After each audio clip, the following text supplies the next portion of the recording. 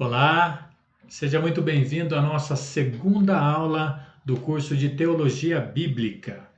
A minha oração é para que o Santo Espírito de Deus nos conceda sabedoria, para que possamos aproveitar as palavras desta aula no conhecimento e na aplicação para nossas vidas. Hoje nós vamos falar sobre o livro de Gênesis, vamos ver como tudo começou. O livro de Gênesis é um livro fantástico, onde nós podemos ver um pouco, conhecer ou tentar entender um pouco, do grande, do imenso poder de Deus. O poder de Deus que foi usado para começar tudo que existe, para começar o início a criação dos seres humanos, dos animais, das plantas. Aliás, nós vamos ver como começou o pecado e também como começou o sofrimento. Esse é o primeiro livro do Pentateuco, do chamado Pentateuco, que é uma palavra de origem grega que significa 5 volumes. Para os judeus, eles chamam de a lei ou Torá, que é realmente o que, como eu disse, conta como tudo que existe começou. O livro de Gênesis, ele se divide em duas partes. A primeira, do capítulo 1 ao capítulo 10, vai contar o começo de tudo. E nesses capítulos nós encontramos as histórias de Adão, de Eva, Caim, Abel, sobre o dilúvio e também sobre a Torre de Babel. Do capítulo 11 até o capítulo 50, conta as histórias dos patriarcas hebreus, Abraão, Isaque, Jacó, os seus filhos, que foram o começo das 12 tribos, filhos de Jacó, como também surgiram, as 12 tribos, vamos ver isso.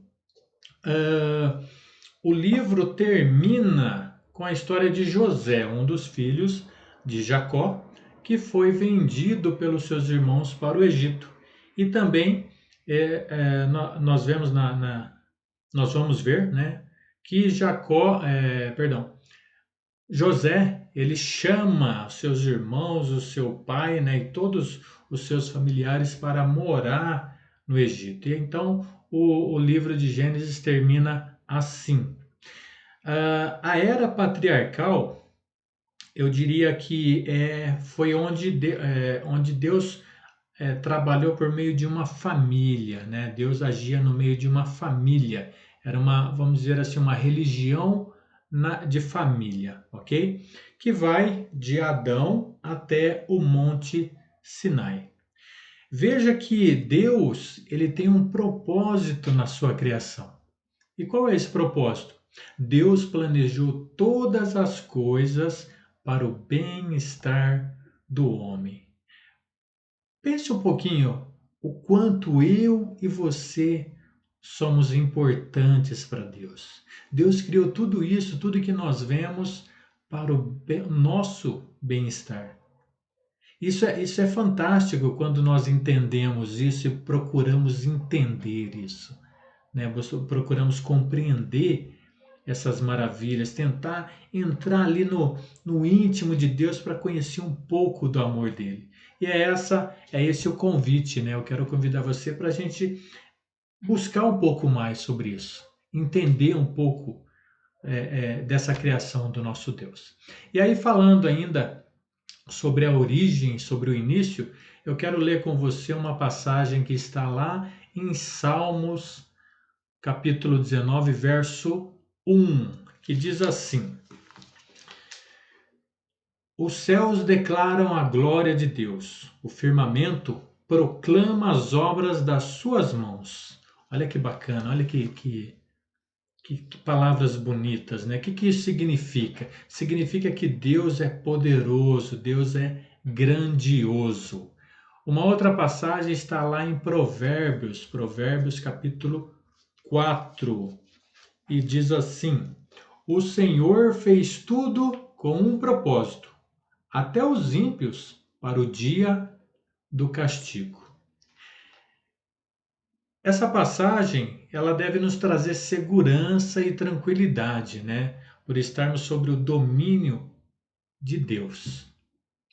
Uma outra passagem que eu quero que você me acompanhe está lá em Eclesiastes, capítulo 3, no versículo 11. Eclesiastes 3, versículo 11, diz assim: Ele fez tudo apropriado ao seu tempo. Também pôs no coração do homem o anseio pela eternidade. Mesmo assim, ele não consegue compreender inteiramente o que Deus fez. Isso quer dizer que Deus sabe o que quer, Deus sabe o que quer. E ele tem o controle de tudo nas suas mãos. E olha só, então, se você anseia a eternidade, como eu anseio a eternidade, eu quero incentivar você a perseverar nessa leitura, nessa aula e as outras demais, e nós vamos conhecer mais sobre o propósito de Deus. Embora nós tentamos conhecer e não conseguimos conhecer completamente, né? Mas um dia poderemos, o dia que tivermos a oportunidade de ver o Senhor assim, face a face. Eu anseio por esse dia. Vamos lá? Ainda um pouquinho sobre a origem. Gênesis capítulo 1, versículo 14 ao 19, ele vai falar sobre os astros. Deus criou os astros para iluminar o homem, né? A ideia seria marcar o tempo, para que pudesse marcar o tempo. E quem que ia marcar esse tempo? O homem iria, ou melhor, fazer uso desse tempo, ok? Gênesis capítulo 1 ainda, versículo 29, Deus criou as plantas para fornecer alimento ao homem. Gênesis capítulo 2, rios para fornecer água para o jardim onde o homem estava, que é o jardim do Éden. Agora olha só uma passagem lá em Isaías 45.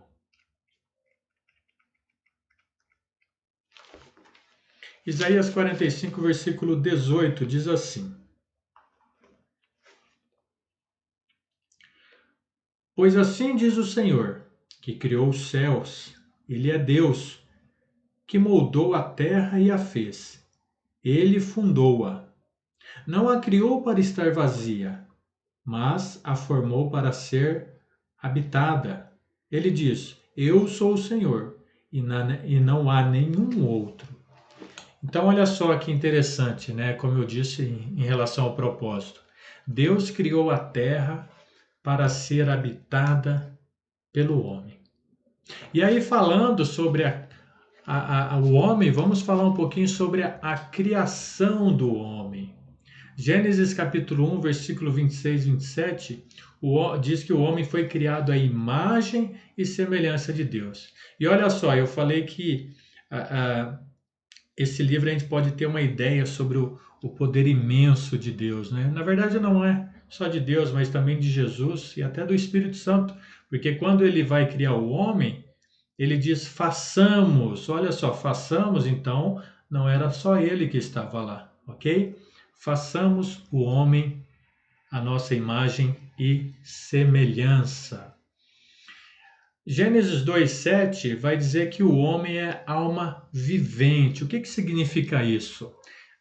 Quando Deus forma o homem, ele sopra nas narinas do homem. Esse sopro ele vem do grego pneumático. Então, quando Deus sopra nas narinas do homem, ele está colocando um ar, né, dentro do homem. Imagine o pneu do seu carro, da sua moto, né? É chamado pneumático porque tem um ar lá dentro, ok? Só para você ter uma ideia. Então, Deus soprou nas narinas do homem e concedeu a ele a alma, o sopro, né? Que é a alma vivente. Gênesis capítulo 2, versículo 16 a 17, tem algo, é onde começa, né, vamos dizer assim, o problema. Apenas um mandamento Deus colocou. Vamos ler Gênesis capítulo 2, versículo 16 e 17. Diz assim: O Senhor Deus ordenou ao homem: coma livremente de qualquer árvore do jardim, mas não coma da árvore do conhecimento do bem e do mal, porque no dia em que dela comer, certamente morrerá. Apenas um só mandamento Deus colocou. E nós sabemos o que aconteceu, não é? Deixa eu pegar aqui o capítulo 3, versículo 22 a 24, diz assim: Então disse o Senhor Deus: Agora o homem se tornou como um de nós, conhecendo o bem e o mal. Não se deve, pois, permitir que ele tome também o fruto da árvore da vida e o coma e viva para sempre. Por isso o Senhor Deus mandou embora do jardim do Éden para cultivar o solo do qual fora tirado.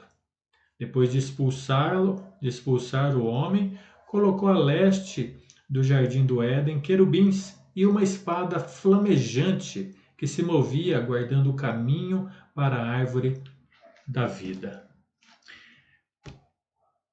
Aqui surgiu então a desobediência, né? Deus colocou um mandamento e um mandamento que não foi obedecido.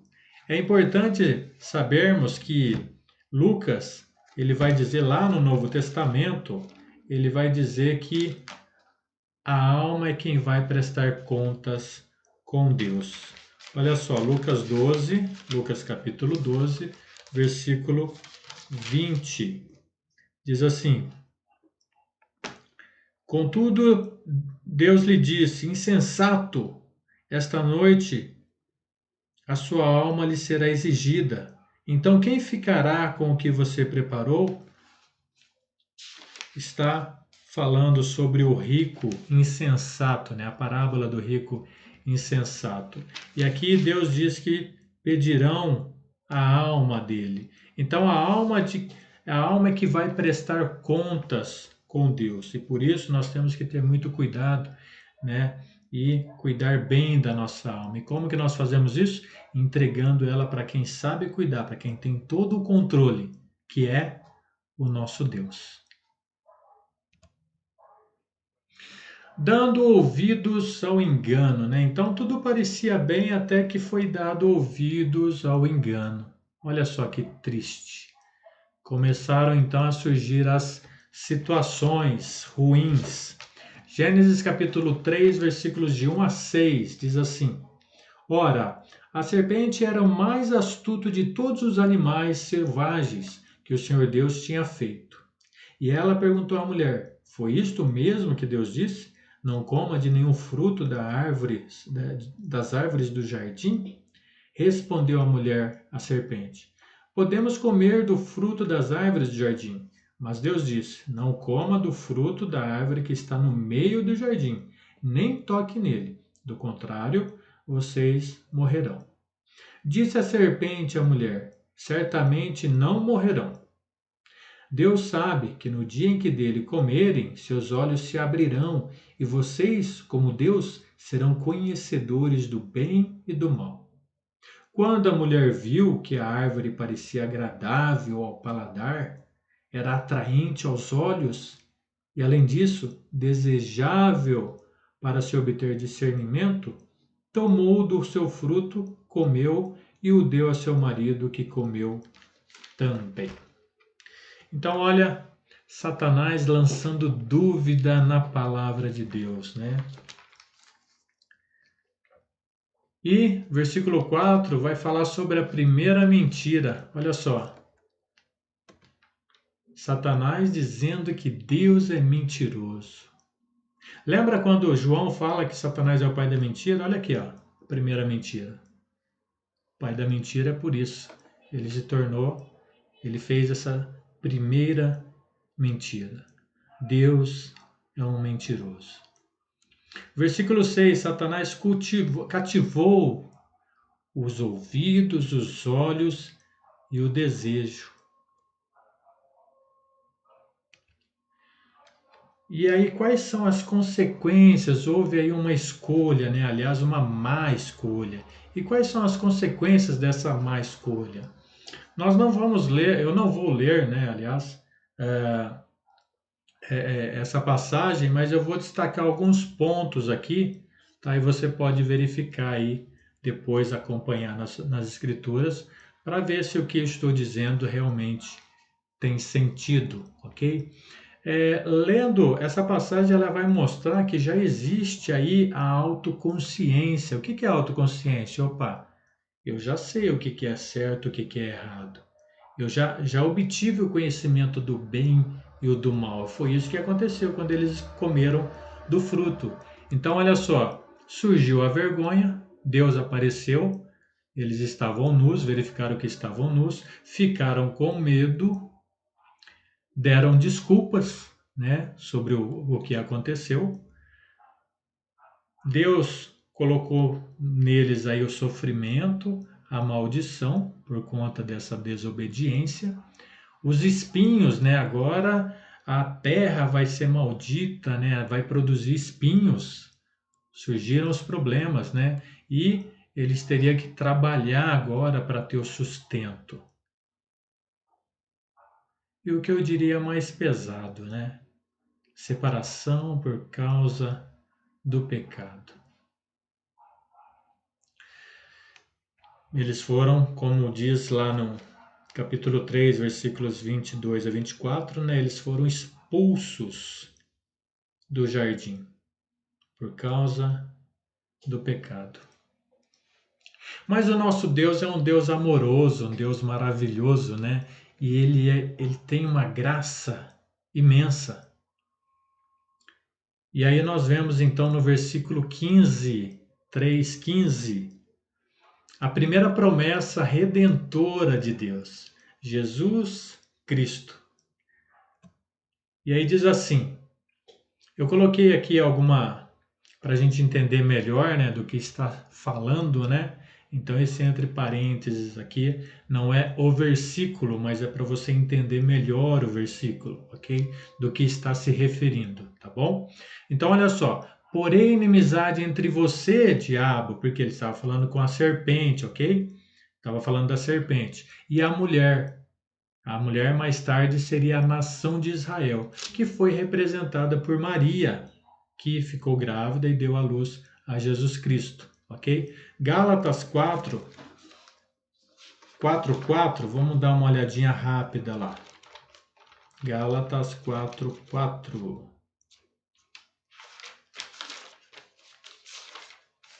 Gálatas 4:4 diz assim: Mas quando chegou a plenitude do tempo, o tempo certo, Deus enviou seu filho, nascido de mulher, nascido debaixo da lei. Então, nascido de mulher. Que mulher? Maria, ok? Então, voltando lá, porém, inimizade entre você, diabo, e a mulher, a nação de Israel, entre a sua descendência e o descendente dela. Quem foi o descendente dela? Jesus.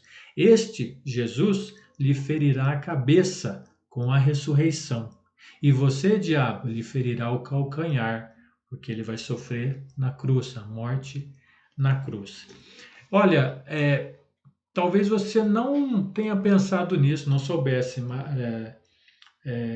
mas se Satanás soubesse que a morte de Jesus na cruz daria início ao plano salvador de Deus, ele certamente seria o guarda-costa número 1 de Jesus. E nós vemos aqui, depois, né, no Novo Testamento, que a ressurreição de Jesus foi um golpe na cabeça da serpente, na cabeça de Satanás.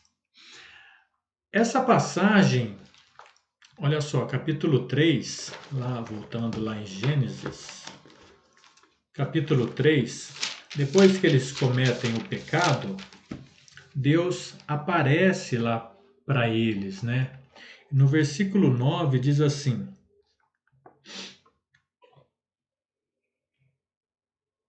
vou ler do 8. Ouvindo o homem e sua mulher os passos do Senhor Deus, que andava pelo jardim quando soprava a brisa do dia, esconderam-se da presença do Senhor Deus entre as árvores do jardim. Mas o Senhor Deus chamou o homem, perguntando: onde você está?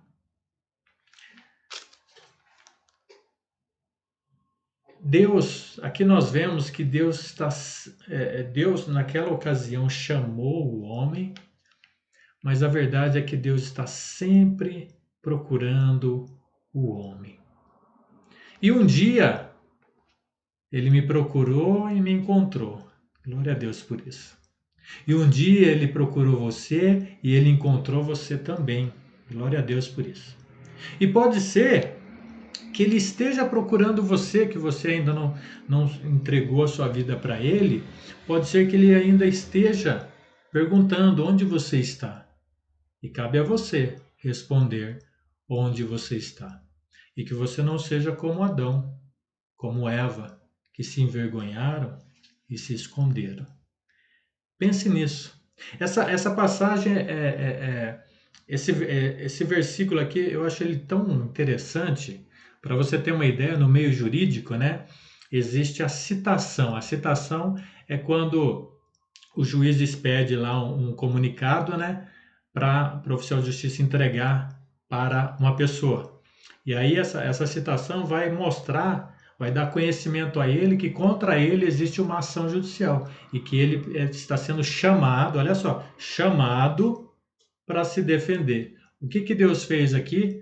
Deus estava chamando Adão e Eva para entender o que estava acontecendo. Deus já sabia o que estava acontecendo, mas estava chamando eles,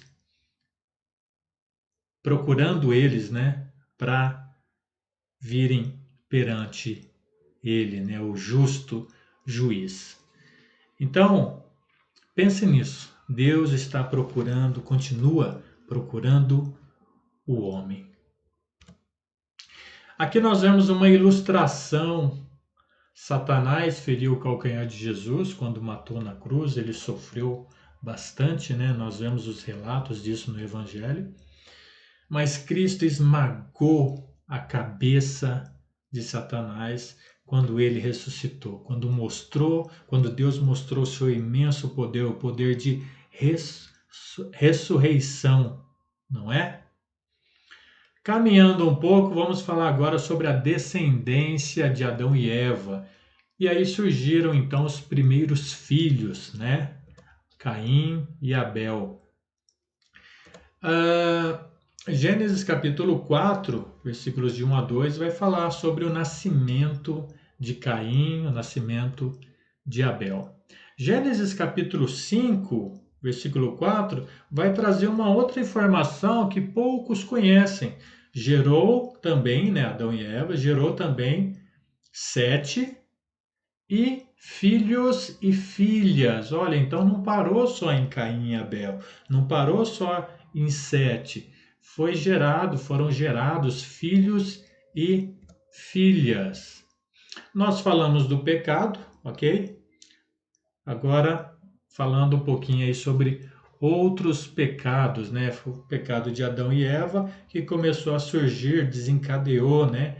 Vários outros pecados. E aí nós vemos aqui também o outro pecado, o primeiro homicídio. Gênesis capítulo 4, versículos de 3 a 15, vai falar sobre o primeiro homicídio. Para você ter uma ideia, foram dos filhos de Adão e Eva que surgiu toda a humanidade, que foi destruída pelas águas do dilúvio. Lembra lá na primeira aula, né, que eu falei sobre uma pergunta, né? Deus muda? E aí nós falamos um pouquinho, vimos lá que no início Deus criou os filhos de Adão, né? Eles tiveram relações, quando Deus falou para eles se multiplicarem, né? Era entre irmãos ali. Eram os filhos de Adão e Eva que estavam ali, e eles tiveram que ter relações sexuais para se multiplicarem, ok? Deus permitiu naquela ocasião porque não tinha lei, tá? A lei mostra o pecado, ok? Então não tinha lei naquela ocasião. Então olha só, a partir daí, a partir de Adão e Eva, surgiram toda a humanidade que foram destruídos pelo dilúvio, tá bom? Gênesis capítulo 6. Vamos dar uma olhadinha lá em Gênesis capítulo 6. Diz assim: quando os homens começaram a multiplicar-se na terra e lhes nasceram filhas, os filhos de Deus viram que as filhas dos homens eram bonitas e escolheram para si aquelas que lhes agradaram. Então disse o Senhor: por causa da perversidade do homem, meu espírito não contenderá com ele para sempre. Ele só viverá 120 anos. Naqueles dias havia nefilins na terra. E também, posteriormente, quando os filhos de Deus possuíram as filhas dos homens e elas lhes deram filhos, eles foram os heróis do passado, homens famosos. O Senhor viu que a perversidade do homem tinha aumentado na terra e que toda a inclinação dos pensamentos do seu coração era sempre e somente para o mal. Então o Senhor arrependeu-se de ter feito o homem sobre a terra, e isso cortou-lhe o coração. Deus viu a corrupção do gênero humano. O versículo ele começa falando sobre os filhos de Deus e filhos dos homens, ok? Então, olha só, os filhos a descendência de Sete são os filhos de Deus. A descendência de Caim são os filhos dos homens, tá? Nós já vamos falar aqui sobre o dilúvio. Mas só para você ter uma ideia, de repente você fica aí confuso, mas como pode isso em tão pouco tempo? Como que surgiram os filhos de Caim, os filhos de Sete, e como que surgiram essas filhas e filhas dos homens? Esse período, ele é de cerca de 1.600 anos, tá? De Adão até o dilúvio, ou seja, é quase o tempo que nós estamos hoje, né? Nós estamos em 2020, né? 1.600 anos é muita coisa. O capítulo 4, versículo 26, olha só. Capítulo 4, 26b, diz assim. Espera aí. Também a Sete nasceu um filho, a quem deu o nome de Enos. Nessa época, começou a invocar o nome do Senhor. Então, na verdade, aqui já tinha nascido Sete, depois de algum tempo nasceu o filho dele, Enos. Mas a partir dessa época começou-se a invocar o nome do Senhor, ou seja, havia sido rompido o relacionamento com Deus, com Adão e Eva, depois de algum tempo voltou-se, e voltou nessa época com Sete. Então, Sete se refere aos filhos de Deus, Caim se refere às filhas, né, de homens. E de repente você vai falar, mas como que surgiu então os filhos de Caim e Abel? O fato é, a Bíblia ela não deixa claro isso, ok? Isso é fato. Mas nós temos que analisar a questão do tempo. Então, como eu falei, são 1.600 anos. Naquela época, eles viviam muito, né? Então, por exemplo, depois que Adão gerou Sete, ele viveu 800 anos.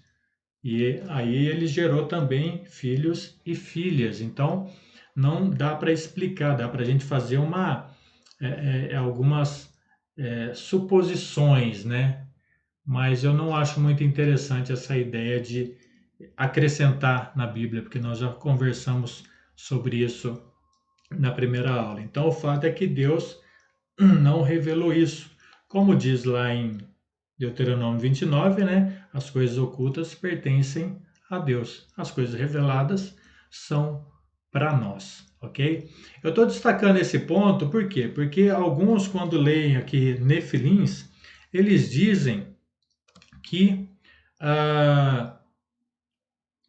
que foram os filhos de Deus, são os anjos que vieram para a terra e tiveram relações sexuais com as mulheres, e por isso nasceram nefilins, que eram homens de cerca de 2,5 metros, 2,45 m, salvo engano.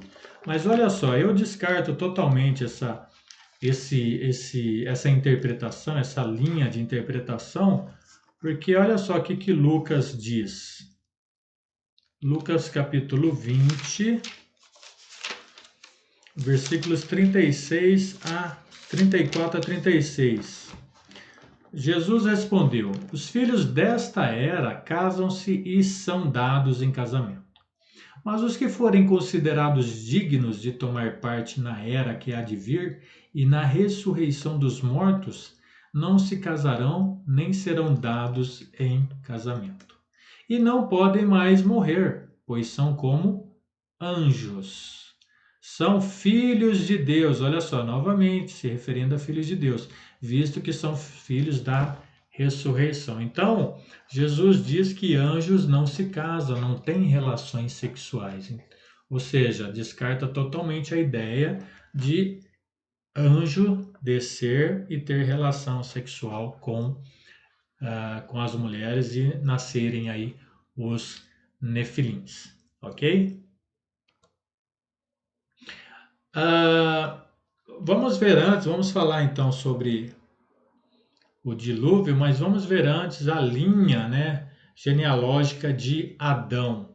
Então, nós vemos aqui Caim, a linha de Caim. Abel não teve descendência. Temos Sete e outros filhos e filhas. E Deus vai trabalhar com Sete e vai chegar até Noé, né, que depois seus filhos são Cã, Sem e Jafé. Veja que a descendência de Caim existe Enoque, Irade e assim vai, ok? Então veja que ele teve aí uma descendência. Isso mostra que houve a multiplicação, confirma que houve ali a multiplicação entre irmãos, ok? Falando então sobre o dilúvio, que é o juízo de Deus. Gênesis 6:17, Deus vai destruir tudo com o dilúvio. Uma coisa que chama a atenção é que a dimensão da arca eram perfeitas, perfeitas para suportar as águas e proteger todos os tripulantes que estavam dentro desta arca. Falando um pouquinho sobre a família de Noé, olha só, capítulo Noé 6, versículos de 8 a 10, vai falar sobre ele e a sua família.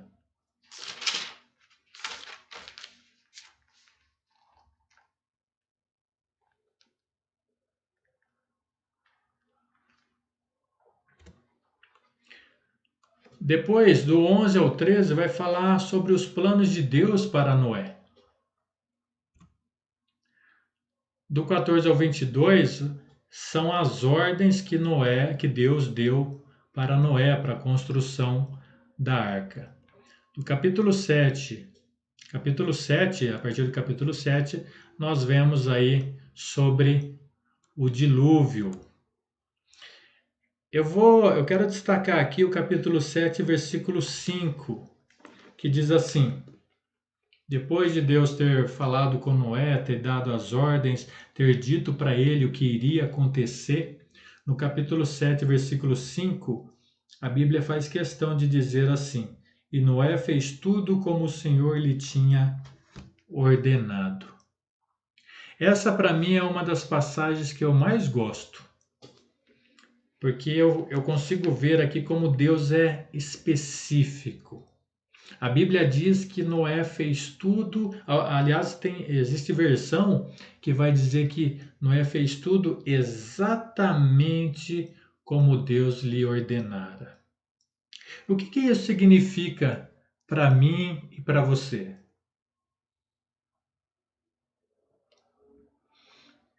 Eu penso que significa que Deus não quer as coisas de qualquer jeito, ou do meu jeito, do seu jeito. Não é a minha vontade, Não é a sua vontade, é o jeito dele, é a vontade dele. Será que se eu fizer assim, será que se eu fizer daquela maneira, será que se eu não fizer assim, Deus vai se importar? Cuidado com pensamentos como esse, porque é apenas a sua opinião. Quando não está na Bíblia, é a minha opinião. E opinião por opinião, cada um tem a sua. Aliás, opinião por opinião, existem grupos extremistas, né, religiosos, que colocam bomba no corpo, vai no shopping, explode família inteira e diz que está fazendo aquilo em nome de Deus ou em nome de Alá. Talvez você não saiba, Alá e Deus é o mesmo, né? Só que Alá é para aqueles descendentes de Ismael, né? Filho de Abraão, ok? Então, olha só, qual a diferença, né? Entre a minha opinião, a sua opinião e a opinião desses extremistas? Nenhuma. Não é à toa que Deus fez questão de mencionar a obediência de Noé. Isso é importante para nós. Meditar nessa passagem é extremamente importante para a nossa vida espiritual. No Novo Testamento, o Senhor Jesus vai falar, nos alertar, né, sobre os falsos profetas. Aliás, ele vai até dizer: maldito é o homem que confia em outro homem, se referindo para que nós não confiamos em homens, mas que confiamos na palavra do Senhor, na Bíblia, né? Os apóstolos, eles vão falar também, nos alertar sobre os falsos profetas. Fazer a nossa vontade tem consequência. Atos 5 vai falar sobre Ananias e Safira. Ele quis fazer do jeito dele e teve consequência, né? Por conta disso. Então, olha só, quando a Bíblia diz algo e eu e você achamos que não é desse jeito ou que pode ser feito de outro jeito, nós colocamos a nossa salvação em risco. Então, não faça isso. O melhor a fazer é deixar a Bíblia falar. Onde ela falar, você fala. Onde ela calar, você cala. Ok?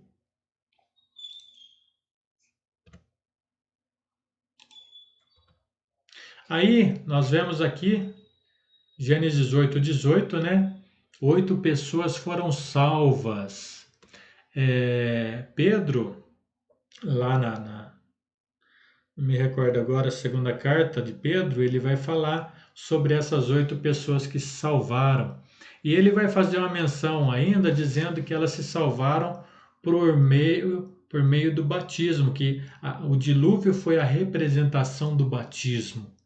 E esse batismo salvaram essas 8 pessoas, se referindo ao batismo que o Senhor Jesus vai pregar lá no Novo Testamento. Capítulo 9, Deus vai falar que se arrependeu de ter feito aquilo, né?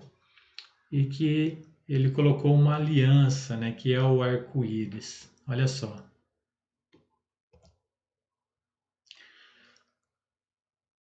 Essa é a história, então, de Noé, né? Gênesis 6:9 vai dizer que Noé era um homem justo, íntegro, andava com Deus. 2 Pedro 2:5 vai dizer que ele era um pregador da justiça. Hebreus capítulo 11, versículo 7 vai dizer assim: pela fé Noé, quando avisado a respeito das coisas que não se via, movido pelo santo temor, construiu a arca para salvar sua família. Por meio da fé, condenou o mundo e tornou-se herdeiro da justiça que é segundo a fé. Olha as características desse homem. E aí eu deixo essa mensagem aqui para você refletir. Será que quando Deus olha para nós, Ele pode enumerar pelo menos 3 dessas 6 qualidades que nós vemos em Noé? Eu espero que sim. Agora, olha só, se você se assusta ah, ao ler sobre o dilúvio, então você nunca leu sobre o próximo juízo de Deus. Será com fogo. 2 Pedro 3,10 diz assim: O dia do Senhor, porém, virá como um ladrão, inesperadamente. Os céus desaparecerão com um grande estrondo, os elementos serão desfeitos pelo calor e a terra, e tudo o que nela há será desnudada. Algumas versões vão falar descoberta ou queimarão. Mas fique tranquilo. O apóstolo Paulo vai dizer que aos santos, né, os santos, eles irão encontrar com o Senhor Jesus nos ares. Isso é um alívio, não é? Vamos falar um pouquinho então agora sobre os filhos de Noé. Então, após o dilúvio, Deus permite o recomeço de toda a humanidade. E aí então vem por meio dos filhos de Noé. Gênesis capítulo 10, versículo 1, vai falar sobre as gerações, né, dos filhos de Noé, Sem, Cã e Jafé. Eu não vou ler as passagens, mas você pode confirmar depois. No caso de Jafé, os descendentes dele são os asiáticos. Está lá no capítulo 10, versículos de 2 a 15. Já Cã são os egípcios, os africanos. Gênesis 10, versículos de 6 a 20. Sem são os judeus. Olha só que legal, os judeus e os europeus, capítulo 10, versículos de 21 a 31. E olha só, lembra que eu comentei que Deus então vai começar a trabalhar aqui por meio de Sem. E Abraão, ele vai ser descendente dele. Nós podemos ver isso lá no capítulo 11, versículo 10 e 26, que diz assim: esse é o registro da descendência de Sem. E aí no 26 diz: aos 70 anos havia gerado Abrão, Naor e Harã. Então aqui começa a história de Abrão, que depois foi chamado de Abraão. E vamos falar então um pouquinho dele, um pouquinho do chamado desse homem. Aqui vemos a segunda promessa redentora de Deus. Nessa aliança abrâmica, vamos ver aqui as seguintes promessas de Deus: uma terra, uma grande nação, uma bênção que é Jesus Cristo, e essa bênção é para toda a família da terra. E aí diz assim, Gênesis 12, versículos de 1 a 3. Então o Senhor disse a Abrão: saia da tua terra, do meio dos seus parentes e da casa de seu pai, e vá para a terra, Canaã, que eu lhe mostrarei. Farei de você um grande povo, que mais tarde se tornou a nação de Israel. E o abençoarei, tornarei famoso o seu nome, e você será uma bênção. Abençoarei os que lhe abençoarem, e amaldiçoarei os que o amaldiçoarem. E por meio de você, todos os povos da terra serão abençoados. Todos os povos da terra são abençoados por meio de Jesus. Jesus já morreu na cruz, nós vemos isso, nós sabemos disso, nós vamos falar também sobre isso, e por conta disso as nações são abençoadas. Basta agora cada povo, né, se render ao senhorio do Senhor Jesus. E essa aqui é a linha de Noé. Cã, Sem e Jafé. E nós vemos então que a promessa redentora de Deus vai continuar através da família de Sem. Deus vai trabalhar pelo filho de Terá, né, que é Abrão ou Abraão. Mais tarde, Deus faz a repetição dessa promessa.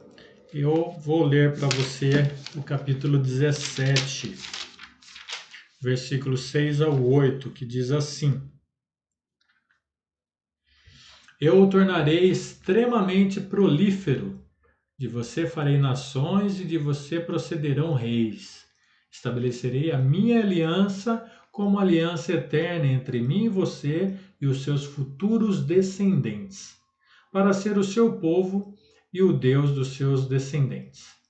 Toda a terra de Canaã, onde agora você é estrangeiro, darei como propriedade perpétua a você e a seus descendentes, e serei o Deus deles.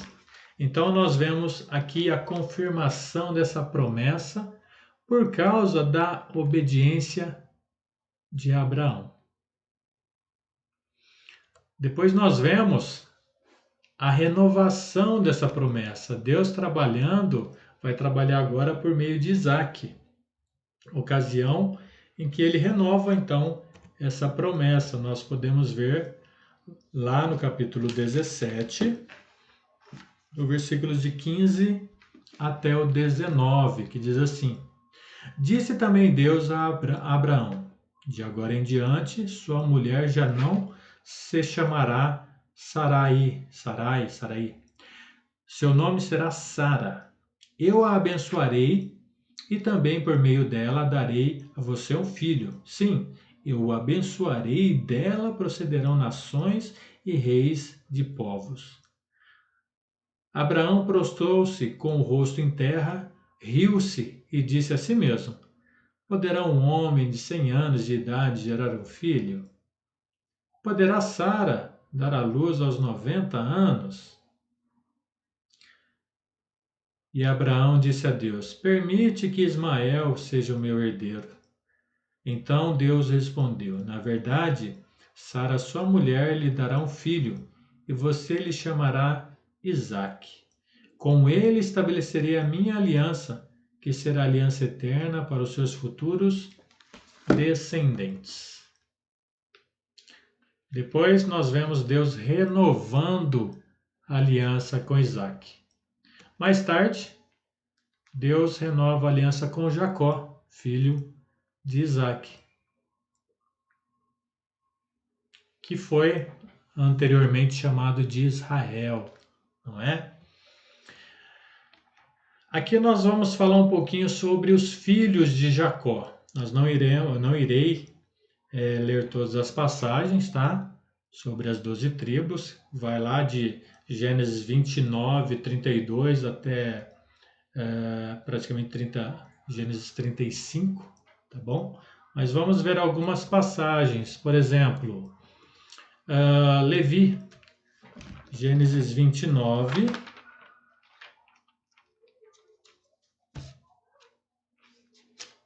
Gênesis 29, 34. Diz assim: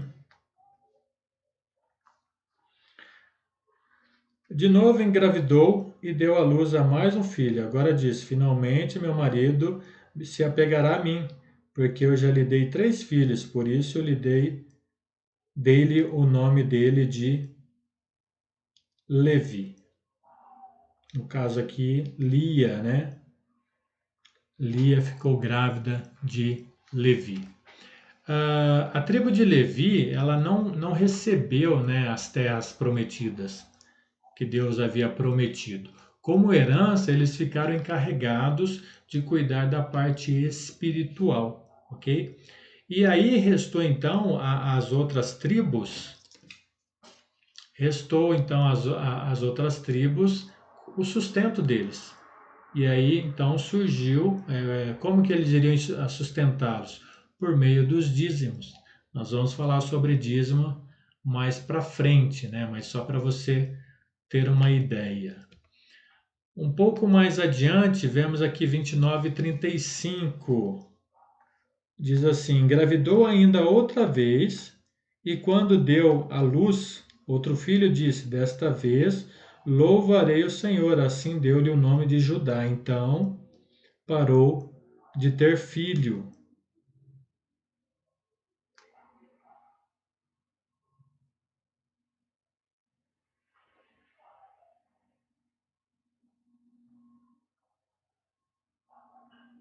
Isso mesmo. Judá é de onde descendeu o nosso Salvador Jesus. Lá em Apocalipse 5:5, vamos dar um salto até lá. Olha só o que diz. Bastante interessante. Apocalipse capítulo 5, versículo 5, diz assim: João estava tendo uma visão, né? E aí ele olhou para o centro do trono, né, onde estava Deus. Ele viu alguém segurando um livro, né, aquele que estava sentado no trono segurando um livro. E aí ele chorava muito porque não encontrou ninguém que pudesse pegar o livro e abrir o livro. E aí no versículo 5 diz assim: Então o anjo, o ancião, me disse: Não chore, eis que o leão da tribo de Judá, a raiz de Davi, venceu para abrir o livro e os seus 7 selos. Então está se referindo aqui a Jesus. Jesus é o leão da tribo de Judá. Interessante, né? Um outro ponto que eu quero destacar aqui, deixa eu continuar aqui só para você ter uma ideia, né, das tribos. Ok?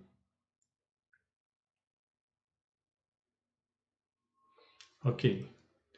Ah, isso. Então, Levi e Judá. Dos filhos de Jacó, são apenas 10 tribos.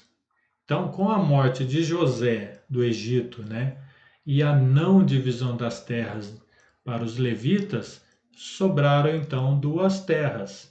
E essas terras foram mais tarde dadas, né, para os filhos de José, que é Manassés e Efraim. Ok? Vamos caminhar um pouquinho. Olha só um problema aqui com os filhos de Jacó. Não vou ler também toda essa passagem, Gênesis capítulo 37, versículos de 1 a 28, vai falar de José como o filho mais amado de Jacó, né? E acabou gerando ciúme entre os irmãos que acabaram vendendo ele para o Egito. E diz assim: Ora, Israel gostava mais de José do que qualquer outro filho, porque lhe havia nascido na sua velhice, por isso mandou fazer para ele uma túnica nova. E o que será que aconteceu, né? Qual foi a reação dos filhos de, dos irmãos dele? Nós podemos ver no 37, versículo 4. Quando seus irmãos viram que o pai gostava mais dele do que qualquer outro filho, odiaram-no e não conseguiram mais falar com ele amigavelmente. Olha só a situação que gerou, né? Então eles venderam José para o Egito. José foi para o Egito e foi para a casa de Potifar, que era um oficial da guarda do Egito. O que parece essa imagem, né? É a mulher supostamente, né? Apenas uma imagem, claro. A mulher de Potifar tentando seduzir José. E como será que José reagiu, né, a essa investida? Está lá, deixa eu ver se está aqui. Não está aparecendo aqui, mas está lá em Gênesis capítulo 39, versículos de 8 a 10. Diz assim: Mas ele se recusou-lhe e lhe disse: Meu senhor não se preocupa com coisa alguma de sua casa, e tudo o que tem deixou aos meus cuidados. Ninguém desta casa está acima de mim. Ele nada me negou, a não ser a senhora, porque é a mulher dele.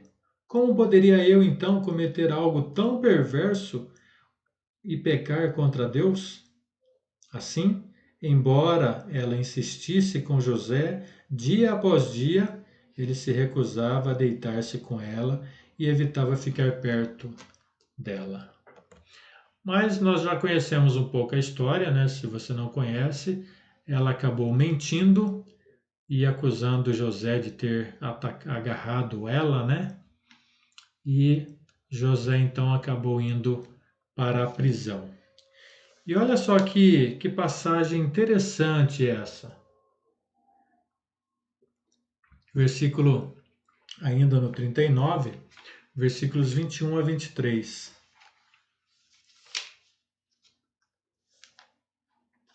39, 21 a 23. José ficou na prisão, mas o Senhor estava com ele e o tratou com bondade, concedendo-lhe simpatia do carcereiro. Por isso, o carcereiro encarregou José de todos os que estavam na prisão, e ele se tornou responsável por tudo o que lá sucedia. O carcereiro não se preocupava com nada que estava a cargo de José, porque o Senhor estava com José e lhe concedia bom êxito em tudo o que realizava. Quando as coisas lhe parecer perdidas, lembre-se, o Senhor está com você. Ele estava com José, porque o Senhor estava com José. 2 vezes repete essa palavra. Ela quer nos dizer algo. O Senhor não abandonou José. E o Senhor não nos abandona também.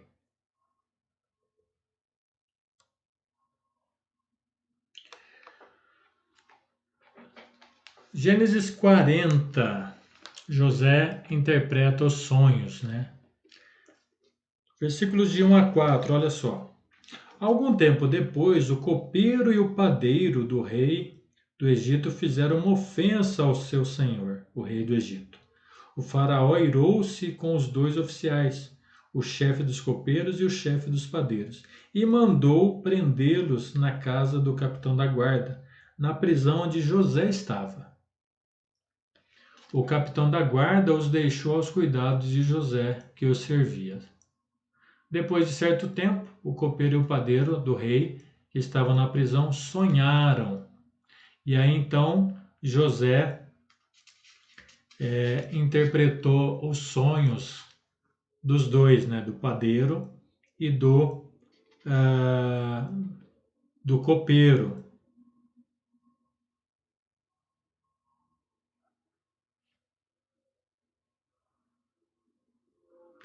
E aí, com isso, ele revelou para o padeiro que o padeiro iria ser decapitado e o copeiro iria ser restabelecido, né, para servir ao faraó.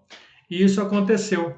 Depois de algum tempo, o rei também teve sonho, o faraó também teve sonho e o copeiro se lembrou de José e falou de José, e José foi lá então interpretar o sonho do faraó. Está lá no Gênesis 41, versículo de 25 a 28, que diz assim: o faraó teve, aí já José dizendo, né? O faraó teve um único sonho, disse-lhe José. Deus revelou ao faraó o que ele está para fazer. As 7 vacas boas são 7 anos, e as 7 espigas boas são também 7 anos.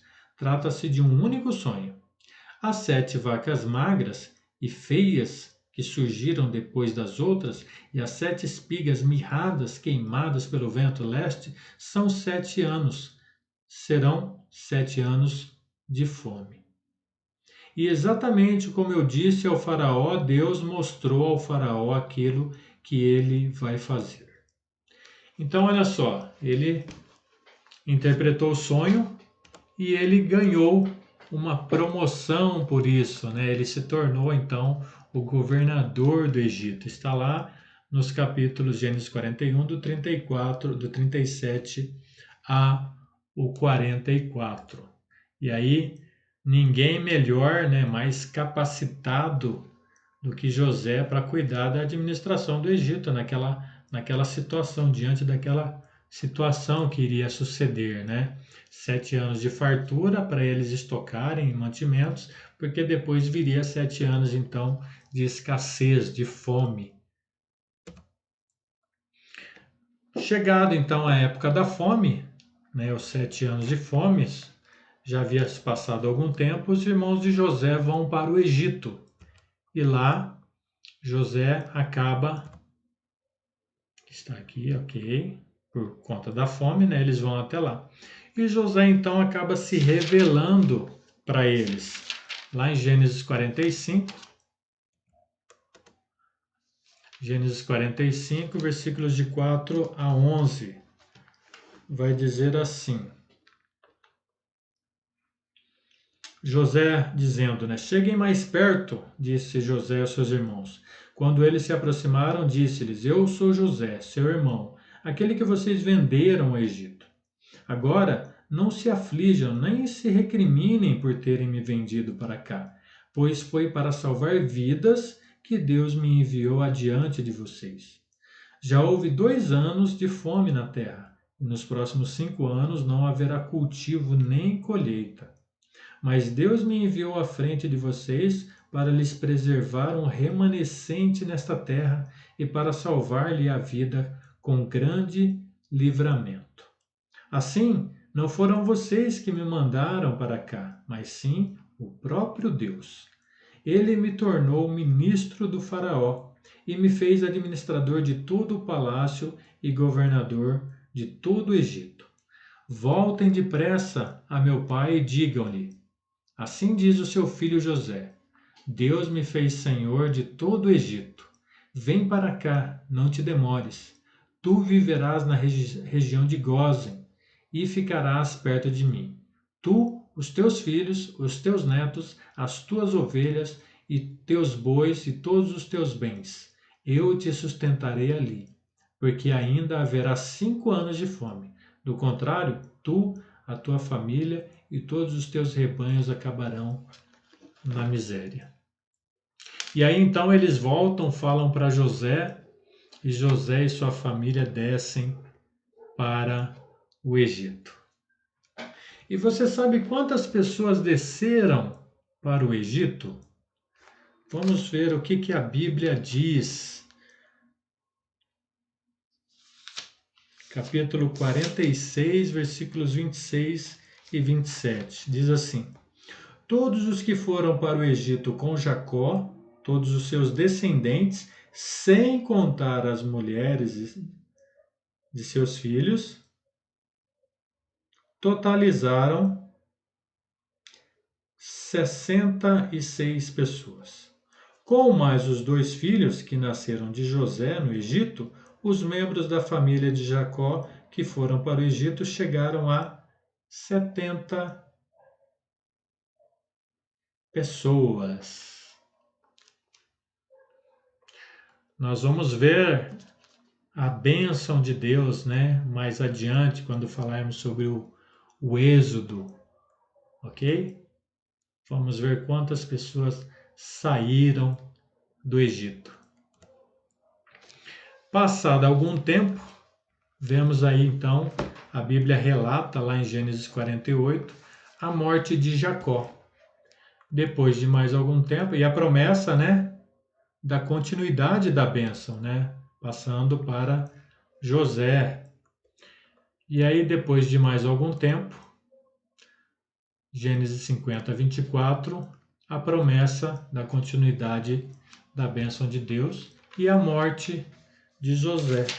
Eu vou ler aqui o 50, 24, que diz assim: Antes de morrer, José disse aos seus irmãos: Estou à beira da morte, mas Deus certamente virá em auxílio de vocês e os tirará dessa terra, levando-os para a terra que prometeu com juramento a Abraão, a Isaque e a Jacó. Você já deve saber, né? Quem que Deus enviará para auxílio desse povo, não é? Nós vamos ver isso mais adiante. Então chegamos aí à conclusão dessa nossa aula. O livro de Gênesis marca o início da humanidade. Deus nos preparou um lugar para morarmos. No plano de Deus, era para vivermos em paz, sem maldade, sem inimizade, de modo que Deus nos visitasse todas as manhãs. Você consegue imaginar isso? Que maravilha! ainda hoje, ele busca esse relacionamento.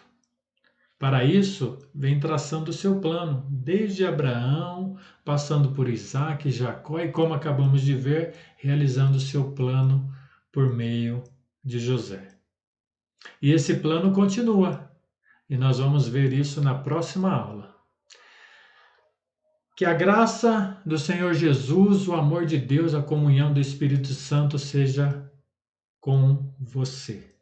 Até a próxima aula, se o Senhor permitir. Amém?